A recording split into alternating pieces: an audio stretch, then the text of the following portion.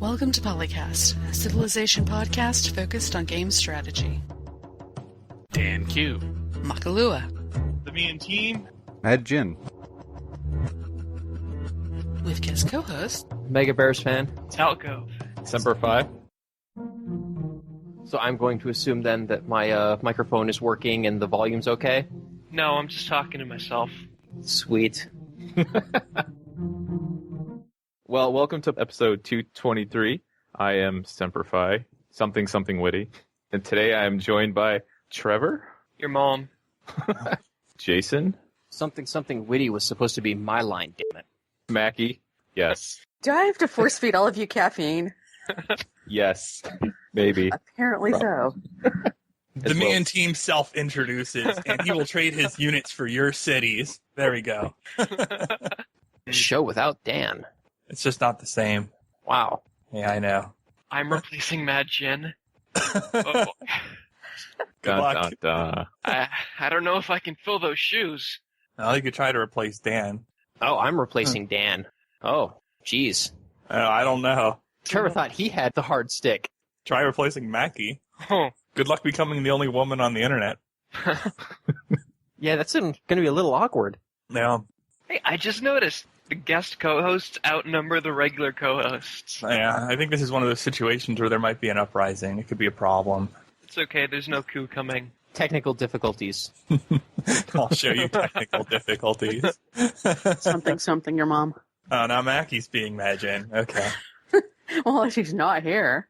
That's Hey, true. as long as I don't have to be Mad Jin. I mean, I'd rather play try to be Mad Jin than Mackie, honestly. What's so difficult about being me? I can't do your voice. and I can't. Oh. And I don't think I can tune it as effectively with, like, audio stuff either.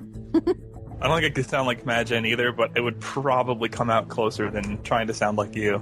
That would be my guess.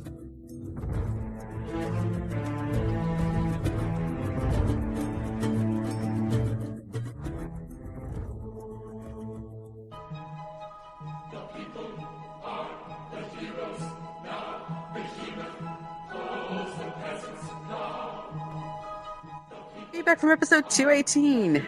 Elkinar had just listened to this episode. He wanted to point out the things that we were taking a little too literally, but also that the errant signal guy is not doing his communication to his audience well. One line bet, it's possible to bring academic criticism into gaming.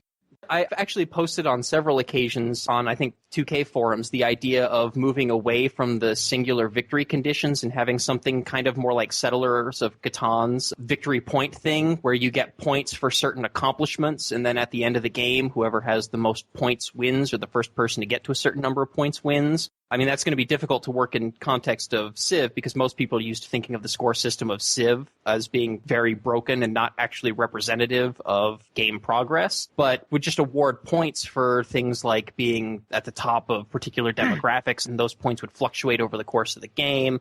Winning the space race wouldn't be a victory. It would be a thing that gives you a large number of victory points. The developers could actually find a way to make it actually representative of having a strong civilization in general, rather than just having a strong civilization in this one little aspect.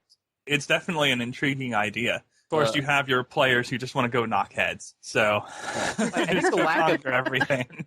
I've actually thought since Civilization 5 released that the lack of any kind of cooperative victories was a real shame. I mean, I don't exactly want the exact same permanent alliance system from Civ 4, but at least that added some extra weight to diplomacy, where you could actually have friends and alliances that literally stood the test of time, which is, the whole point of the game. And you could end the game with alliances intact and winning with your allies. And I think that's just one of the things that Civ 5 unfortunately lacks. And it does create that sense of everything being a zero-sum game, where even if I'm helping you, I'm only doing it for my end goals. And you end up in these situations where you might have a friend or ally who gets in trouble and he's being invaded and conquered, and you just kind of sit back and don't do anything about it because, well, now that's just one less player to compete with. I like the whole idea of like a point system where you get points for going to space, for having good demographics and all, but I'm just kind of concerned that it would extend the length of most average games beyond just the regular amount that they are now. I think most of us already spend a lot of time playing Civ into midnight and 5 a.m. I don't really want to be playing it into next month.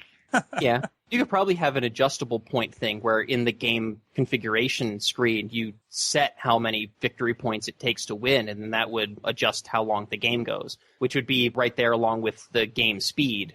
Everything from the number of attacks to the attack costs to unit movement rate to unit healing rate, any number of factors could be used to guide that. I would like to see the score be a little bit better representative of your position anyway, and not like for a victory point score, but just so that it's more useful than just like a pop and tech counter, basically. Because you can look those things up in the demographics anyway. No, that's not new to Civ 5. All the Civs have really had an issue with that. The Sims, which has that goal and aspiration system, that's another approach that Civ designers could take to future games, is instead of having a preset victory condition, give each civilization sets of goals and aspirations that they want to achieve over the course of the game, and accomplishing those would give you points.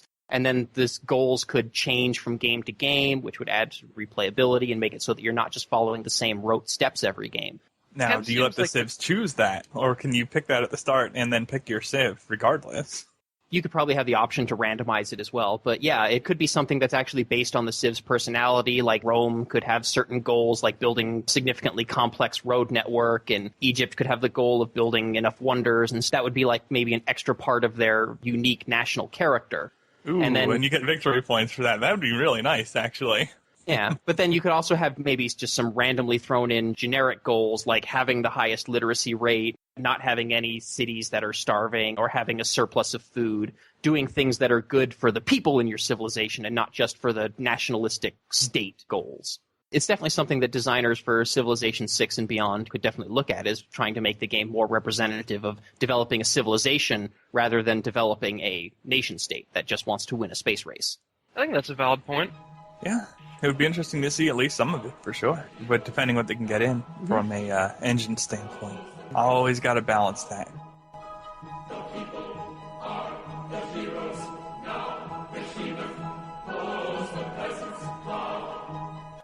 Feedback from episode 222 here from Gaga Extreme.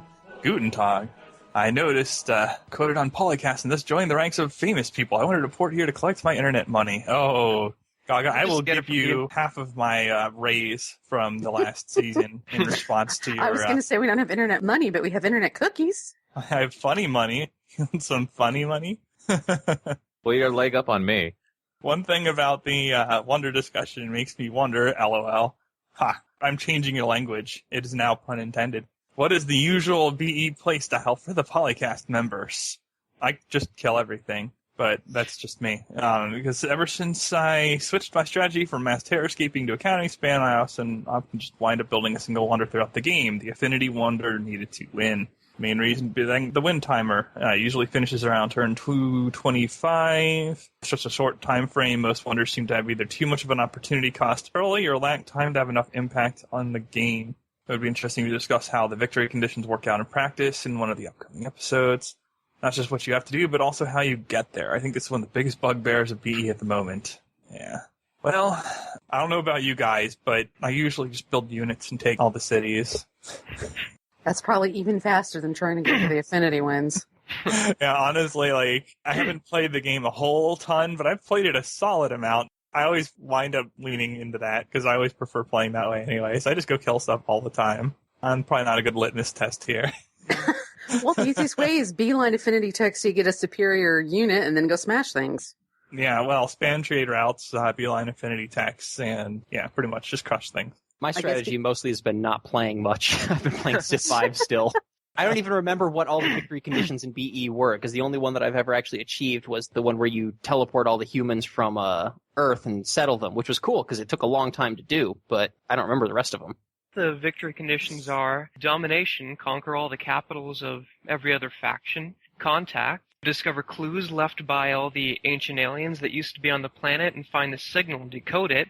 That's part of a quest line that rarely comes, but when it does, it's pretty cool. Promised Land victory, it's the affinity victory for purity. You research orbital networks and build a lasercom satellite to reestablish communication with Earth. I think that comes at purity level 13. Then you have to build the Exodius Gate and bring in 20 colonists from Earth and settle them around the planet. The Transcendence victory, which is for harmony, to awaken the planet's sentient superorganism and mind meld with it. achieved at Harmony level 13, you have to build the Mine Flower plant and protect it for a certain number of turns until you can connect with it with Mine Stem buildings.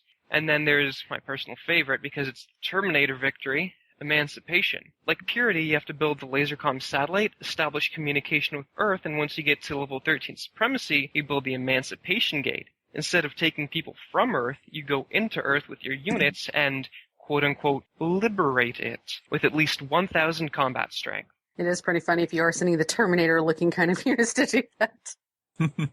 And just for reference, the descriptions come from Well of Souls. I admit I haven't played a lot of Beyond Earth recently. I'm more of a Civ 5 type person. But in the hours that I have played, I've definitely preferred building a giant robot army and annihilating Earth. Fair enough. It depends on who I play with.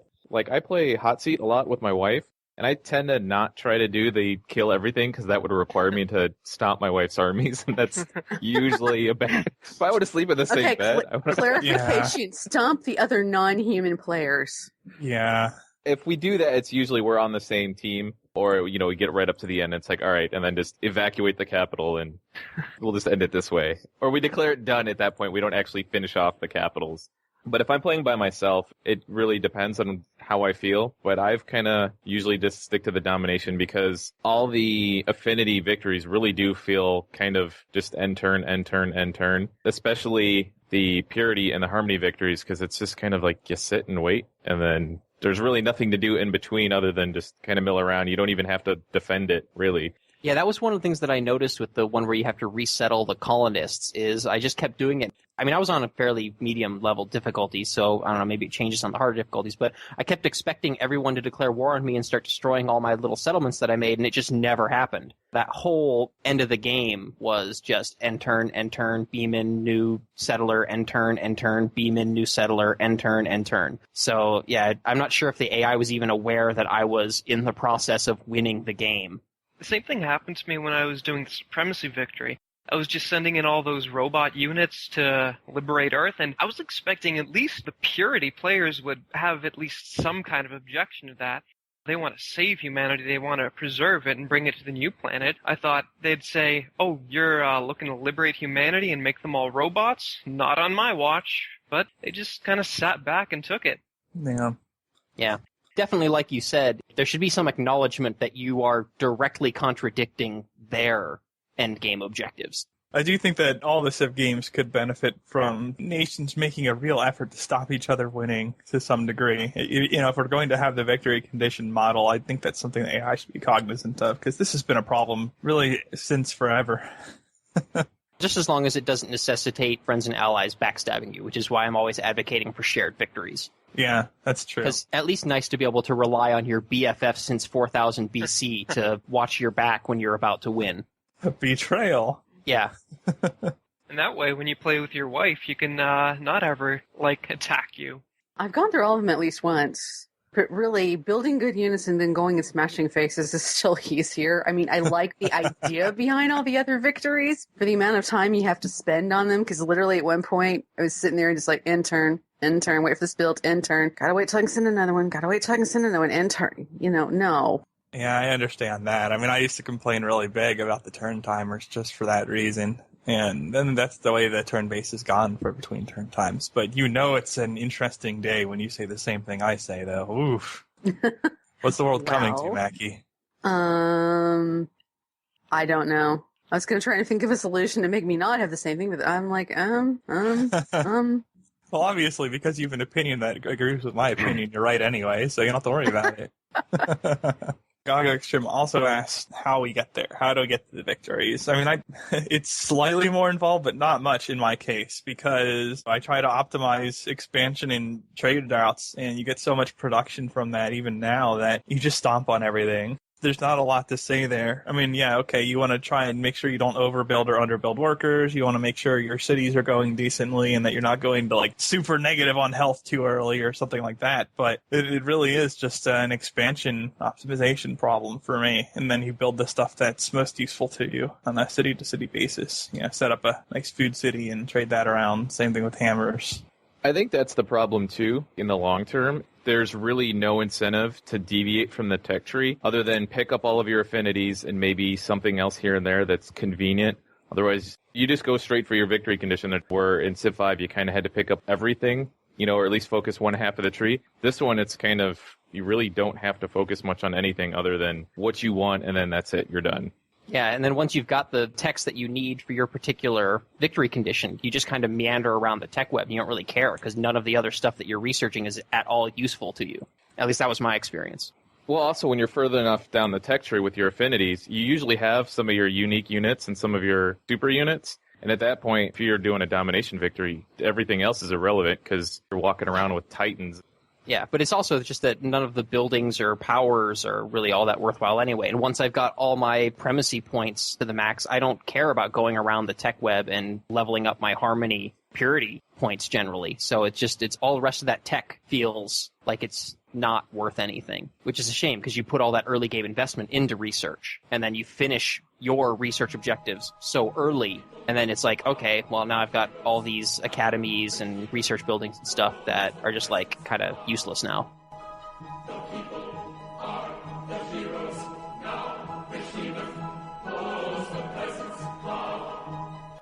So comment by Star of Hope. Things can go wrong the other way. I can think of other games where you're ahead. There's a penalty to your relationships with AI every turn, and everyone will always end up declaring war on you no matter what you do or how little threat they pose to you. That's true. I'm trying to think of the games offhand. I know the Warlord series did this, but no one else here has probably played it. Total War Shogun 2 had that annoying problem, at least up until the expansions, where you get to the point where you're about to win the game and everybody declares war on you because they want to be Shogun 2. And I can kind of think of it in terms of some game modes in other games, where you have to hold on to an objective, but it's a free-for-all. That way, if one person has the objective for a long time and they're raking up a lot of points, then everyone is going to gang up on them to make sure they don't win, as a parallel to another game. Yeah, I know Europa Universalis usually has the ability to become the Holy Roman Emperor. I haven't actually played the game much, but I guess that gives you a lot of power, so that would be a kind of comparable thing. So you get elected. That's game over. Oh, is that game over? It isn't officially, but if you revoke the privilege in EU4, the rest of the world can declare on you simultaneously, and you'd win, pretty much. I wouldn't use that as an example of this. I'm thinking of okay, this guy is winning, let's dogpile him mechanic. Yeah, that can be fun because in a lot of these games, in the Civ series too, at some point you're a runaway. If you don't get dogpiled, you're not going to lose. There's no way any longer. Well, unless there's mechanics in place that actually punish your success, That's true, but punishing success when punishing players for doing the object of the game is rough too. So it depends I'm on not how the saying the game's... dogpile mechanic is the only answer, but it can work well if it's not too abrasive and it doesn't fire off ridiculously early or late. Well, it depends on the mechanic.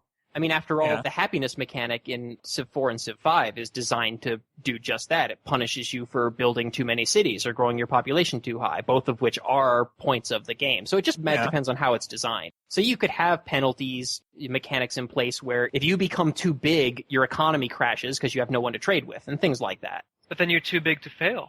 Yeah. Well, then you just pass that resolution in the UN and you win the game. Well, there is the issue of, are these constraints fun, too? Part of the reason that maintenance in Civ 4 worked well, that happiness in Civ 5 works pretty well, is that it's something you have to plan against. You have offsets to it, and if you play well, especially if you play much better than others, you can really get out in front as a result of doing so. Right. And there's a lot of strategy to apply there. Whereas something like, oh, nope, you're at half size, so we're just going to take away all your money now is...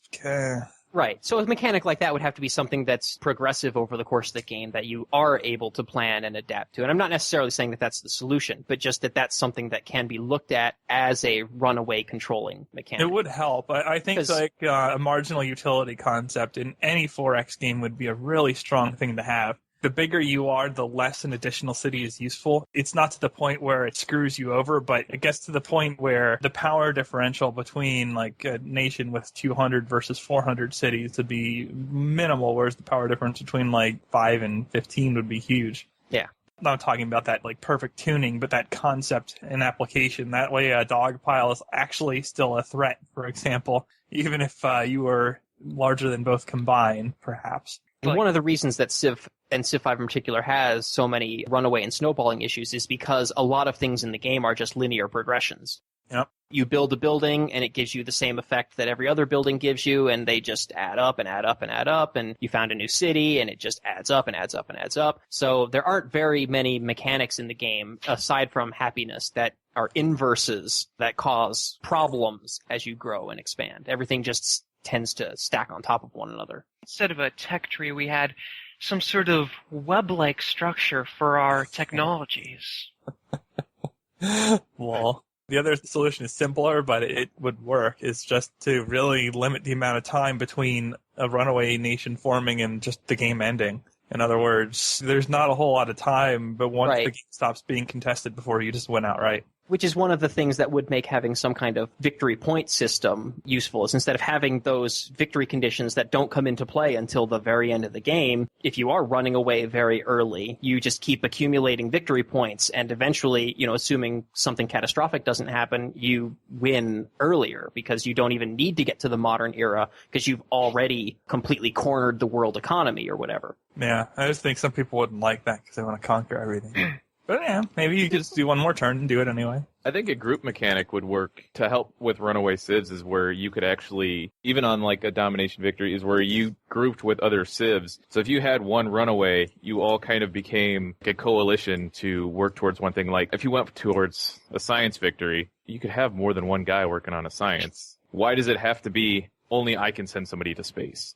So, like, instead of one nation or one civilization winning, it would be something like the European Union wins, or? I would say something like that, because then you could actually leverage against the big runaways, because the game could recognize, hey, this guy's running away, but not everybody declares war, because you could have people take sides. Well, this guy's been trading with me since 4000 BC. I'm probably not going to go declare war on him because that would be jarring to a player in the term of that's kind of takes you out of the game. But if it made sense, as all these other guys, they're still kind of neck and neck with each other, and you're a clear threat, why do they all have to hate each other? Why wouldn't they be like, hey, let's come together, and especially if they're all achieving a peaceful victory, why are they being excluded if somebody else is, say, going around dominating everything? Right. Using Civ 4's permanent alliance system as an example, maybe you could have a system similar to that, except there's some kind of cost associated with becoming a permanent ally with someone that scales up as the respective civilizations become bigger. Because one of the problems with Civ 4's permanent alliance system is you almost always just had the number 1 and the number 2 Civ permanent ally, and then you've just got an even bigger runaway, or the number 1 and the number 3 or whatever. But having a system in place where there are costs associated with that so that you're encouraging smaller civilizations to unite and become permanent allies and then grow their coalition over the course of the game. Something like that could maybe work. One thing I would want, permanent, it's not really something you'd want since they might turn out to be a jerk later on. I think there should be like a way to opt out of the alliance, but it's really tricky and it earns you a lot of negative points. Oh man, we got a vow breaker here, guys. What do you think? So a system similar then to like the vassalage system, where if you accomplish certain milestones, the vassalage agreement is broken and you go back to being independent. I'm not saying bring it back as it was. Just as an example, what you're talking about would be less like permanent alliance and more like the vassal system, where certain conditions cause the agreement to end. So one party or the other does something that the other party doesn't like, or does something that establishes themselves as being independent, then the agreement's broken, they go back to being independent civs. No, I want to do the Civ 4 strat of vassaling a deity nation and then selling it at cities back, and then just declaring war on people while gifting it warriors and having it upgrade them with its super cheap bonuses and just rolling everything.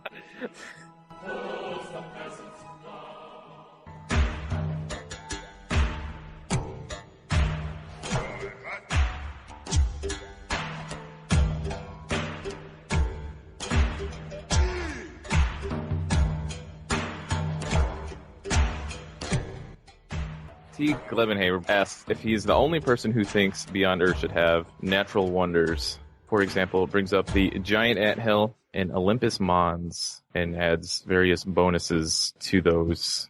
I think I do miss the natural wonders, because you're on a new planet. I would think that would be half the fun of Beyond Earth, is actually finding some of these cool things to work on, and you're not necessarily, you don't know what to look for. Whereas in Civ 5, you knew, okay, if I wandered around, I'm going to find the Great Barrier Reef, and if I go this way, I might find Mount Fuji. Whereas Beyond Earth, there's so many opportunities for finding something that's alien and then getting to basically exploit those resources in one form or another.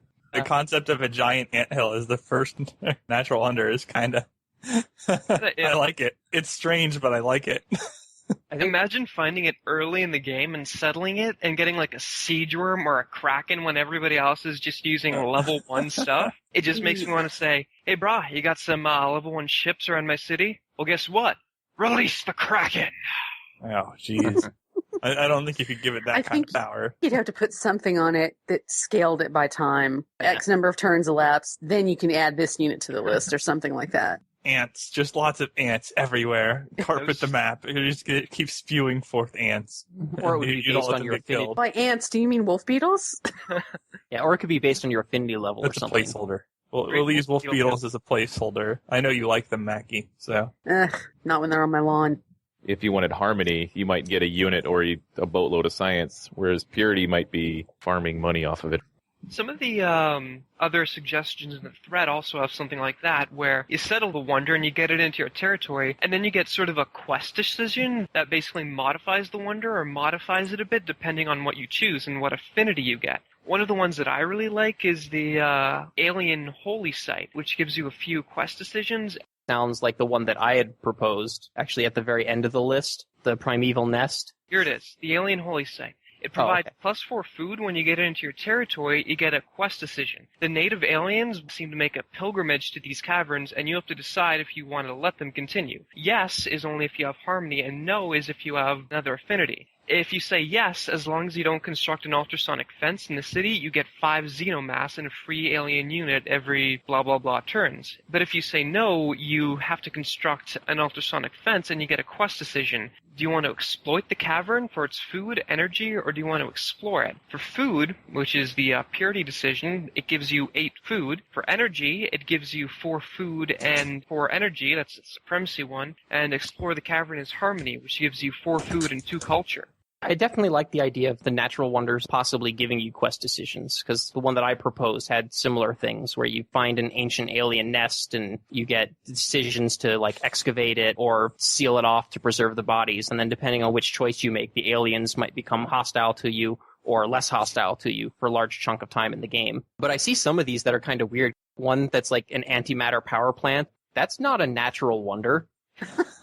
I think you have confused natural wonder with wonder. Yeah.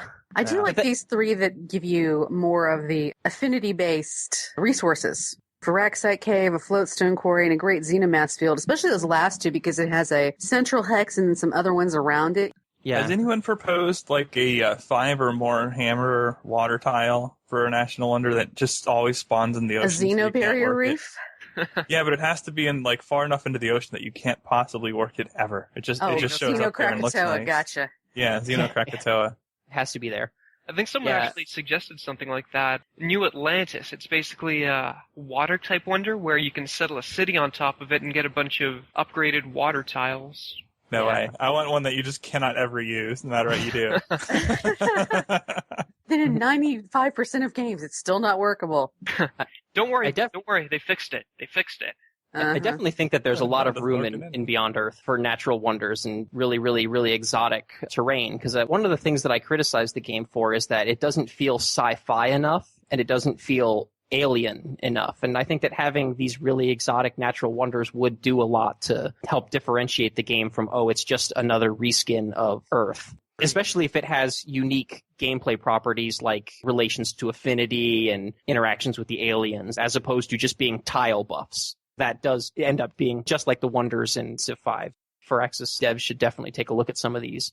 Ooh, like Midnight. That's cool. A huge open surface petroleum tar pit like the La Brea tar pits, which in the hexes around it has petroleum resources and skeletal siege worm sites to excavate. That's kind of cool. One of the ones that I found really cool was the warp anomaly, which is basically there are 2 points on each of the map that kind of have like a Thor the Dark World kind of thing, where if you walk into it, it warps you to the other side of the map. And one person suggested that they be invisible at first, so you not know where they are. I think that would spice up gameplay in the late game, make it a bit less stale. And it's always good to have a wonder that's more than just flat tile yield improvement and more has a special effect like Skeldorado or the Fountain of Youth or my personal favorite, Mount Kilimanjaro. So what would happen if you go through the portal, but you haven't discovered the other side yet? Does your unit just die? Well, Or does he it goes to discover the other side? Yeah, it goes to the other side. I don't know. I think it could be funny if it requires activation, so you can't use it. Or if you haven't discovered the other side, your unit just pops out in some random place, possibly right in front of a siege worm. Oh, you will be missed. Good suggestions. Yeah.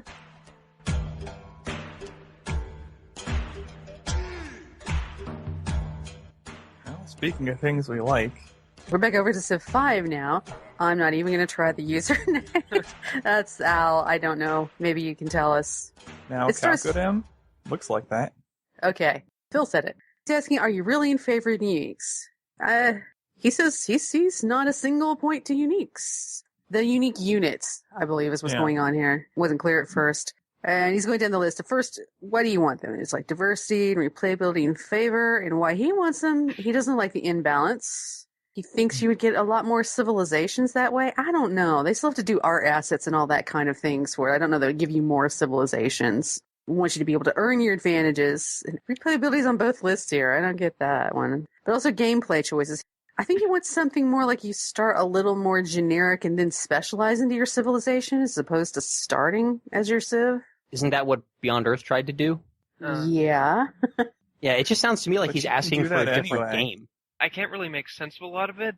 It's sort of jumbled up, but it kind of looks like he's saying that by removing uniques, civilizations will be more unique and more replayable, which doesn't really make sense. Right. Well, I think what he's getting at is you can replay as the same civilization and do different things and unlock different units, and then that one civilization is replayable. But then I think the common counter to that would be, but then the whole game isn't as replayable because you basically just have one civilization that you just customize however you like, and it doesn't matter which one you pick because none of them have anything that's unique to them. What do you want to do? Start out with civilization group or something? Like a proto-Roman type of thing, but you could also split off into other things from that or something. Maybe he was thinking something along the lines of making up unique units as you go, perhaps, like with research. I mean, there's a number of things you could do with it, but I don't see what's necessarily wrong about the unique units, other than that some of them just aren't exciting and unique abilities.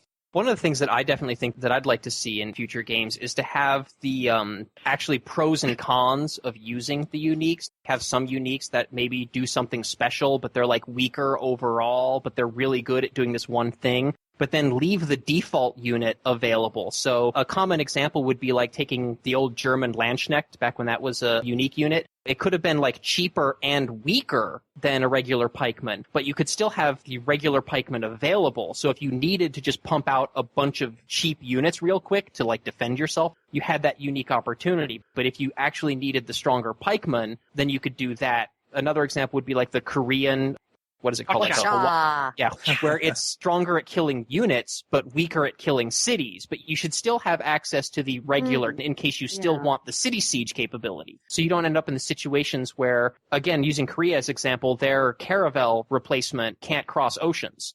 They are handicapped. So it would be nice for them to be able to build regular caravels, even if you make them like more expensive or something like that. There's a number of units that have that little bit of a thing where you might want the original as a slingers that you get from the Inca. If you were trying to use those as an early assault or something like you would with normally with archers, but they get attacked, they push back a tile. Oops, I'm out of city range. Yes, but like I think that adds a little bit of flavor and uniqueness to Yeah. controlling the nations in the first place. For From a exploring, just fine. replayability standpoint, I don't see what removing unit types would really help with. I really don't. Yeah, okay, some of them could be better. Fine. Then go ahead, make them better. But don't think a global removing of uniques is going to do much for the title. And in Yeah. regards to that, Mackie brought up Europa Universalis before. That actually reminds me of something. A friend of mine before gifted me a copy of Crusader Kings, and I just couldn't really get into it the same way that I could at Civ, because none of the factions or civs felt like the factions or civs. They just didn't feel unique, much as I was playing as Faction A or Faction B. Some of the things you can do in that are probably not family friendly to discuss on this show, actually. But Especially Crusader Kings. Holy well, yeah, crap. I'm thinking Yeah. of Crusader Kings specifically in saying this because it's all these games, just CK2, EU4, and Civ 5 Beyond Earth. Civ 5 and Beyond Earth are probably the closest to each other out of those four I just mentioned. But man, like Yeah, you're basically a dynasty in CK2 rather than a nation. On kind of the same train of thought, one of my favorite things about Civilization, and I know a lot of people in the Civilization fan base feel the same way, is I like the historical context and the educational opportunities that Civ provides. I think by taking away the uniques, you don't get that same gameplay feel of what made these civilizations special in history. I mean, sure, you could read the Civilopedia entry, but it's so much more informative to actually be able to experience what made them unique. And if you just have a bunch of just generic things where you just tech up to some unit, then you're not learning about what made that civilization unique. You're just kind of in this amorphous gray zone. You're kind of getting some vague ideas about, oh, there was this historical thing called the Legion, but I don't really understand its context or place in history because I don't know who built it or what they did with it, if that makes sense. Yeah, man. Thumbs I up. agree. Yeah, you take out the uniques, and how would it not be fun to be Spain and you have tercios and conquistadors and, oh, hey, look, here's another continent with some less civilized people. Guess what? Right. I mean, at that point, you're not picking a civilization, you're just picking a flag, colored flag. What is the point of having the civilizations? At that point, you might as well just have a single customizable civilization like some other games. But that's not Civilization. Sid Meier's Civilization has this historical grounding. And I think that if you take away the uniques, you start to lose that. Although it would be interesting to see a designer. That'd be kind of cool, actually. Like as DLC or something, you just make anything you want. Oh, that would be Civ so designer. overpowered. Well, yeah, but you would have like points to spend and everything would be valued at points. So you could overpower a little bit. You could probably get a good synergy of things going together that maybe they wouldn't have thought of in the base game, but I don't know that you could really OP it. I saw them a while ago, a chain of mods on the Steam Workshop by this guy named Blue. Basically what he does is takes out all the Civ's uniques and makes them just standard units that you tech up to with any civilization. So if you want to play a game without uniques, you got the Workshop. Right. So there's his proof of concept. The author of this post should play that and see what he thinks about it.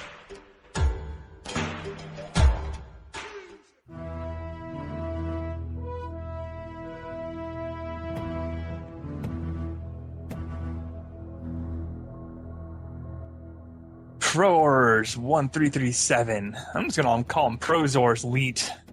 We'll just change the name as we feel fit. Great tunnel and great bridge engineering enhancements. Don't let a tile of sea or mountain ruin the progress of an entire civilization. I actually like the design of this opening post. It looks quite nice. You got the formatting, the giant selling point on the first line. Engineer must be capable of building a great infrastructure.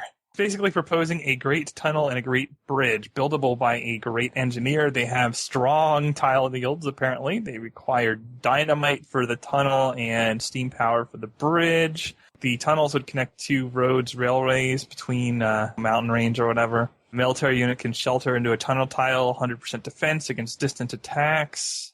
See if that blocks a nuke. Sheltered units remain invisible for enemy units unless they are placed in one of the two entrance tiles. I don't think that's necessary, but it's there. Defense bonus against melee. No exit panic. Yeah. I just like the way that's written. No exit panic. Attacking enemy unit benefits 75% flanking bonus if the other side of the entrance tile is occupied by another allied or own unit. Well, if you were that unit, you'd panic too. Well, yeah, sure. Just I want to know is, would artillery be usable in there or something like that, like a ranged unit? Put a ranged unit in a tunnel, nobody can see it, but you can fire out of it? ah, jeez. I'm generally in favor of the ability to tunnel in general. In fact, I actually had last year started working on a mod to allow workers to enter mountain tiles and build roads on them that would be, quote, tunnels, but I was never able to finish it because of some technical issues. So I'm definitely in favor of something like this being in the game. I don't necessarily know about all the combat stuff, but just the ability to pass through a mountain at some point in the game, I think would be a welcome addition. And as for the bridge thing, I think there's already a pontoon bridge improvement in the Civil War scenario. So You can mod it. yeah, so that should be easy enough to mod into the game because it's already in a scenario. Yeah, and I think you could do an iterative approach with these kinds of things. And at first, I don't even know about using a great engineer, maybe just buying it at a certain point, which was proposed pretty quickly, but then not giving them all these crazy bonuses. You're just buying a way through, basically. I don't like forcing an engineer just to make it. These things aren't on the level of the great wonders of the world in terms of the difficulty to build, especially at the technology time frame you're talking about. I think it would be a lot more reasonable just to make them into strategic chokes that the defender has an advantage with if it's in their borders because they're controlling it, and let you make them because it makes getting around maps a little bit less frustrating, especially maps like Archipelago and whatnot. You can connect up some islands with the great bridges and be a little bit less annoyed with the logistics. I definitely think that this is the kind of thing where it should just be something that a worker builds once you tech up to some point, and just not give it all these crazy powers. Because honestly, how often are you going to have a mountain where you're going to want to use any of these combat bonuses, where they're going to be strategically viable enough that you're going to want to waste an engineer to build the thing? Well, he did propose giving them pretty solid tile yields on top of all this, but even so, I think it's just a little silly. But it wouldn't ruin the game or something to implement it that way. I just think it would be nicer to have the micro-convenience improvements in particular not be reliant on farming an engineer. Well, and it's definitely one of the things that makes it so that teching up actually feels like you are improving your infrastructure and construction capabilities, because being able to go through impassable terrains and stuff like that eventually in the game gives a feeling of forward progress. But I'm just not sure if I like this particular implementation, because it has all these just, I think, extraneous details. If they do implement it that way, though, or if they implement something similar like that, I would actually prefer not to have solid tile yield, but sort of have it, like, buff your trade routes. If you have a land trade route going through a great tunnel or a great bridge, it sort of gets a modifier to give a bit more gold or something. Yeah, the problem with that, though, is that you don't control the paths that trade routes take, and from my experience, they're really bad at following roads. Even if you have a road available, they don't use it unless the target is so far away that they have to use the range extension of the road just to get to it. You'd probably end up with situations where you'd have a mountain next to a city and you want all your trade routes to go through it, but then they all just go around it anyway and you don't get that bonus. Trade through this safe and secure railroad? Nah, I'll just go through the dark barbarian-infested forest. Exactly. Well, exactly, because it's an adventure. Maybe all of our trade caravans are secretly Dungeons and Dragons characters, and they're out looking for caves with dragons and zombies and fat loots. They probably should have re-rolled their stats a few times then. Just a few. But it is kind of weird, though, that you have civilizations that you can launch people into space into a completely different solar system, but you can't get through this mountain tile. You can't build bridges, but you can go to space. Yes, because bridges are hard. It's legit. I mean, you could go to Alpha Centauri without computers and so forth, so it's solid. All you need to get to the moon is a pocket calculator, so, you know. Can we also have buildable canals while we're at it? Yes, please. But only if you're Venice. Approved. Dana Yoshi said maybe they could cost gold to build, so you don't spam them everywhere. Like, one canal costs 10,000 gold, maybe causes some events. Whoa. It seems a little steep, but it's not a bad idea, of course. You don't want them spammed everywhere. As fun as it well, or instead of making single canal prohibitively expensive, they could have a cost that scales up based on the distance from a coastline. Or just have a huge maintenance fee, because canals are hard to maintain. Yeah, and again, maybe the maintenance cost could go up based on how far it is from the coast, so that you are significantly discouraged from building a 20-tile long canal that crosses the entire continent. Because damn it. If a trade route just happens to randomly path through a canal, maybe it could get a little bonus. Maybe I want to do the same thing with the Great Bridge and bridge my way across to the other continent. Or just tunnel your way through a giant mountain range. Exactly. You're playing on an Earth map, the Himalayas are huge. While we're doing that, we may as well just dig straight down and dig a hole to China. That is an interesting proposal for a canal. Now we just need the whole game to be mapped to a sphere so we can go from one point to the opposite point in-game. So is that technically a warp gate of sorts? Stargates. I don't know, Mackie. Anytime I hear the phrase dig straight down, I just get a little excited. Just I don't know why that is. Minecraft. Just don't dig into the lava.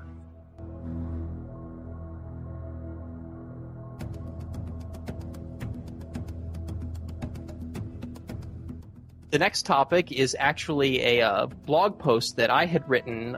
It's about some ideas and concepts for Civilization uniques in a future, hopefully, Civilization 6 game. Clearly, going back to the previous topic, I definitely am in favor of civilizations having uniques because I wrote a whole blog about it. The basic ideas are I took a couple of common civs and just came up with different flavors for them. For example, with America, I came up with this concept of a land of opportunity ability where you get increases in population growth or free great people for becoming culturally influential against other civs. And then I did some rebalancing of the musketmen and different concepts that could go into there and different unique units like a tycoon engineer replacement or merchant replacement that could buff trade routes and stuff like that. I also went into Egypt and the idea of giving them a power based more around the Nile River rather than wonder building because every civilization builds wonders.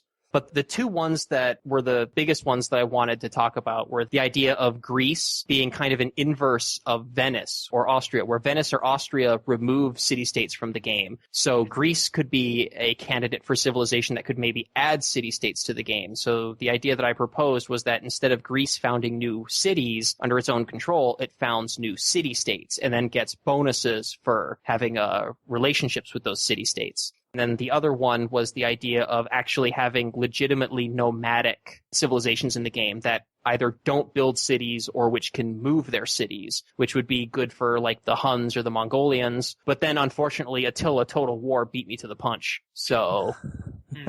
I like the Greece one because I can just imagine somebody in the World Congress, it's the last few turns, and they just spam all their settlers to create hundreds of city-states that are all allied towards them to get a bunch of votes. Thank you for pointing out a huge balance concern with my proposal. I'll have to put some thought into that, I guess. You can completely rework the diplomatic victory condition, because that always feels like it needs one anyway, so... Right, well, and remember, these ideas are for a future Civilization 6 game, not Civilization 5. So the idea is, I don't know what the features and mechanics are going to be for Civ 6, so I'm just proposing these kind of vague concepts. I give examples in terms of Civilization 5 because that's something that everybody's going to be able to understand. But the idea is just have these vague concepts and then maybe other mechanics and stuff like that in Civ 6 could be designed around these sorts of considerations. No, you must give us a carefully detailed breakdown of how this will contribute to your victory point scale, which will also definitely be there. Right. Yep, I have to design Civ 6 right here and right now in order to be able to propose any ideas about what's going to be in the game. Exactly. Now you Otherwise, understand. you have no legitimacy, no credibility.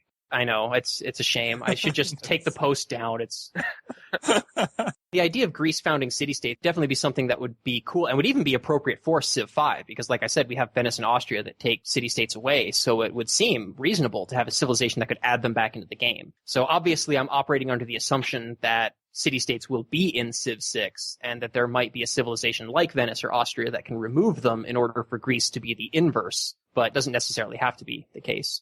They all seem sound in concept. It's just a question of, like you said, details on what the next game is actually going to be like. You can't really gauge how good a specific unique or bonus is unless you know how that bonus plays in the game. Right. Well, for example, one of the things that I went into about the idea of the nomadic civilizations is the possibility of introducing some mechanics into the game along the lines of climate changes and disease or animal migration. So for the civilizations that are nomadic, like the Huns or the Mongolians, they would have an advantage over stationary civilizations because as map conditions change, you know, if an ice age rolls in or there's a drought or a disease or all of their cows or whatever migrate somewhere else, they would actually be able to move their settlements in order to try to maintain optimal conditions, whereas the other civilizations would be stuck where they are and would therefore have to suffer through some period of having less productivity because of changing conditions. Firaxis, put Mega Bear's fan on the next Civ game. Sweet. Other ideas were the concept of actually combining Rome and Byzantium into one civilization and actually giving some Byzantine uniques to Rome, so Rome would be able to build like the cataphract. In many ways, they were the same thing. I actually posted a video about the fall of Rome from this YouTube show called Crash Course World History. He talks about how the Byzantines thought of themselves as Romans and they followed the same law and had similar structures to their government and so forth, although there were some religious differences. So he makes the argument that the Roman Empire didn't fall until Byzantium fell in the 15th century. We should bring back the Holy Roman Empire, Civ. Well, that's a different case, but... If you want to be really cool about it, like, if you're a Byzantine, whereby the Roman Empire sort of has its uniques or bonuses change over time, somewhat like a mini Fall of Rome scenario in its unique ability. That actually gives me another idea for a general mechanic that could be in Civ 6, whereby if you lose your capital, maybe you actually do convert to another civilization and get a different capital. So if you are playing as Rome and somebody sacks Rome and captures it, you become the Byzantines and get a different capital. So it wouldn't be like this crippling thing, oh, you lost your capital, rage quit the game. Just force you down a different path, but not necessarily be this crippling thing that prevents you from even being able to compete in the game. Move on, expanding from there, which could actually be a cool concept too. I demand credit for that idea. Give me my internet money. Yes, exactly. But that would be one way to have more civilizations in the game without actually having to have as many civilizations in the game.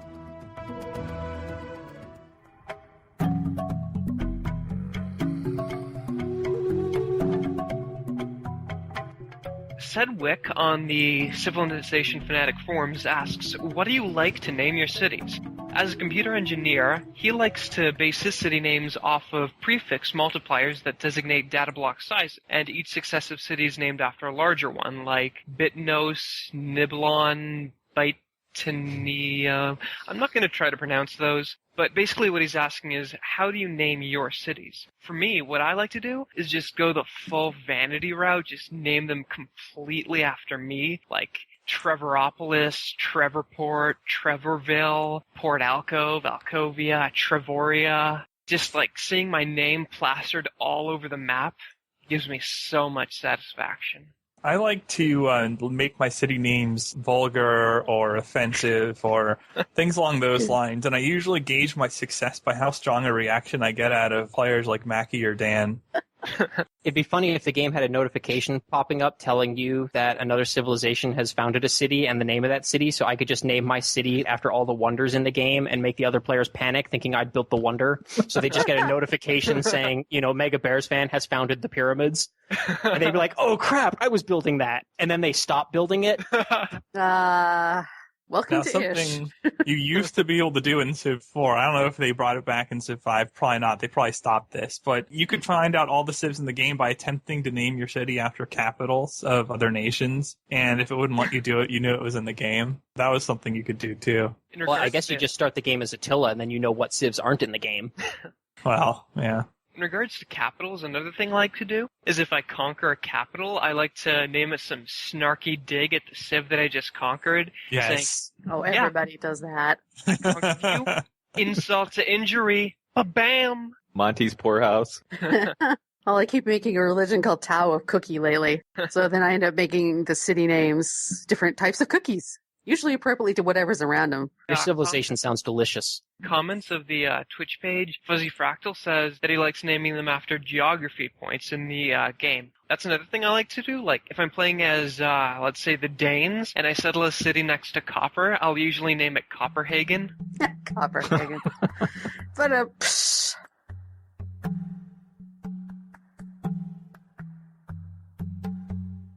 if your hometown was a civ, what would it be like? So everybody's going through their leader, their start buys, what the unique building and units and everything else would be. For me, I think it would be Civ Mississauga. Leader, Hazel McCallion. Unique ability, My Way. Roads and railroads penalize your movement instead of increasing it and cost twice as much.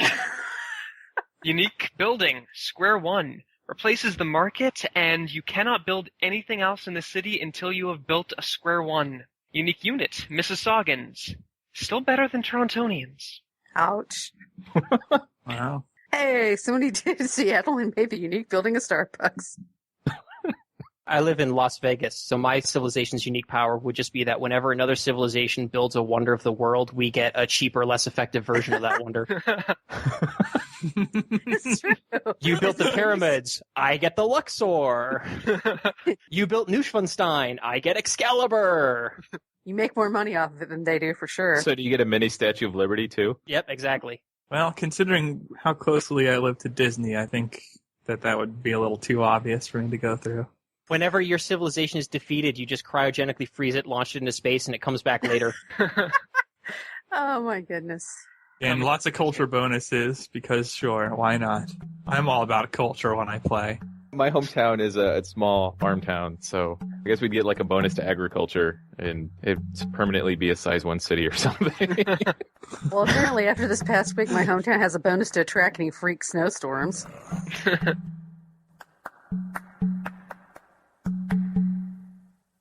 Call in today. In North America, the number is 301-637-7659. That's 301-637-POLY. In Europe, 44121-288-7659. That's 44121-288-POLY. The only thing worse than being talked about is not being talked about. For more information on PolyCast, Our sibling shows Modcast, Revcast, and Turncast, Or about PolyCast in general, Log on to the series' official website at thepolycast.net. thepolycast.net.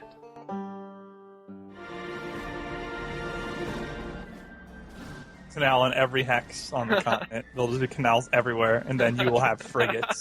Capital in the middle of the continent? Don't worry, my frigates can still get it. Exactly. There's like battleships sailing into like central United States. And then you can build your canals through the mountains. Yeah, right underneath the tunnel. That's why the tunnel is there.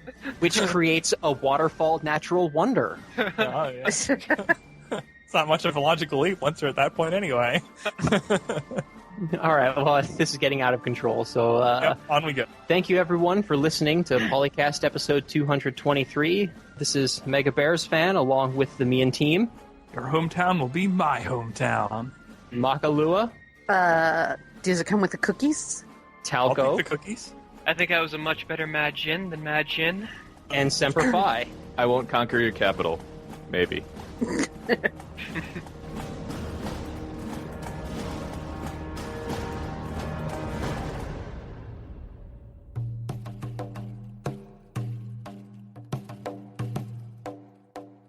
You can just have everyone on the show sound like me. All of us. It'd be the worst episode ever. Just record a 5-way conversation with yourself. I don't think I could do that properly. I'm not sure I'm skillful enough. And even if I were, I don't think that would actually be a desirable outcome, so... Just do everything in third person. Trevor agrees with that.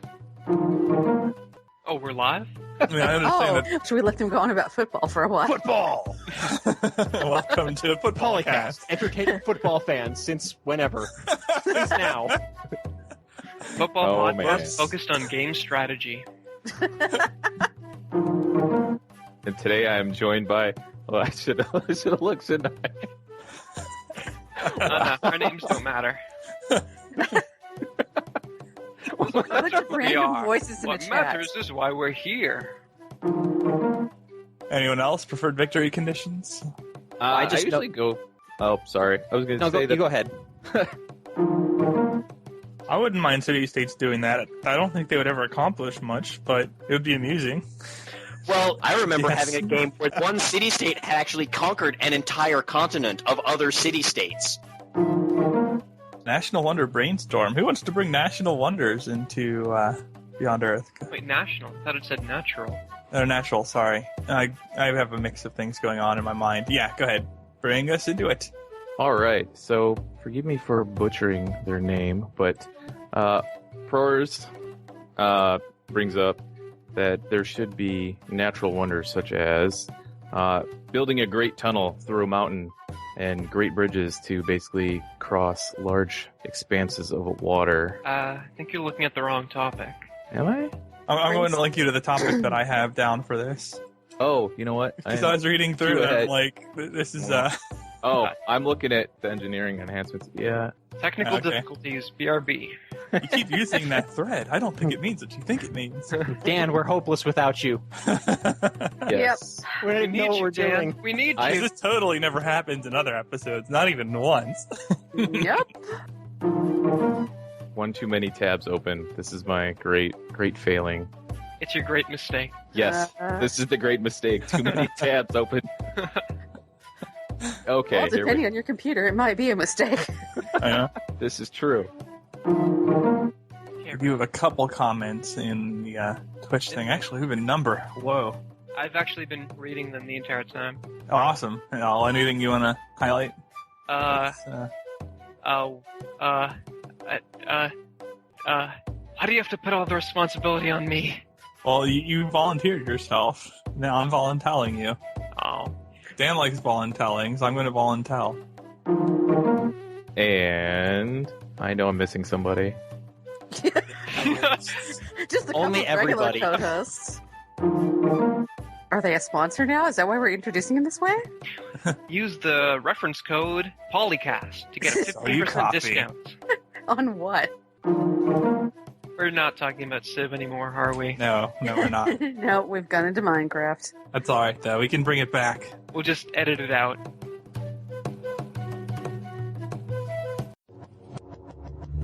Record date March 7th, 2015. Civilization 4, 5, and Beyond Earth sound clips. Copyright Take-Two Interactive. Copyright Civilized Communication at civcom.net.